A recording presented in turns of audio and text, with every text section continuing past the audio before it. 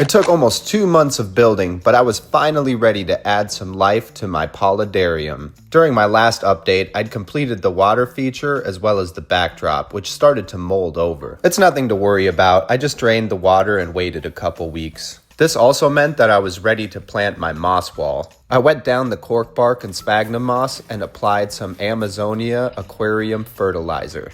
Then I prepared my wet moss mix that I got from frogdaddy.net. This is probably my favorite product to use for bioactive enclosures because there's over 13 different types of mosses in this mixture. In a vertical terrarium like this, there's actually different microclimates in all of the different areas of the terrarium. The benefit of the wet moss mix is that any one of the 13 types of mosses will automatically grow where it's best suited in the terrarium. Here's what it looks like after a few months of growth. I also needed to add some substrate. I opted to go with black because it'll contrast with the plants really nicely. I also added some dragonstone as well as some more Mapani driftwood to give it a little bit extra hardscape. And then I filled it up with some distilled water. I popped over to my vampire crab paludarium and borrowed a few Pogostemon hellfurry. These are awesome underwater plants that don't grow too big, but they look really cool. I went back for seconds, but this time I ushered some of the sherry shrimp into my cup.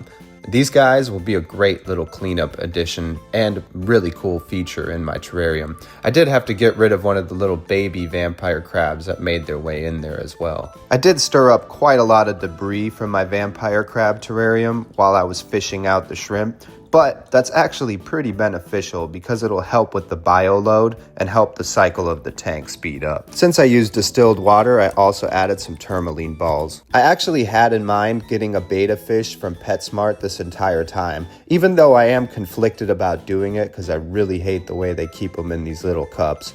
But I figured it would make all the difference to this little fella. That's how I justified it to myself anyway. He seemed to take to the tank really well and even chased after a shrimp that caught his attention.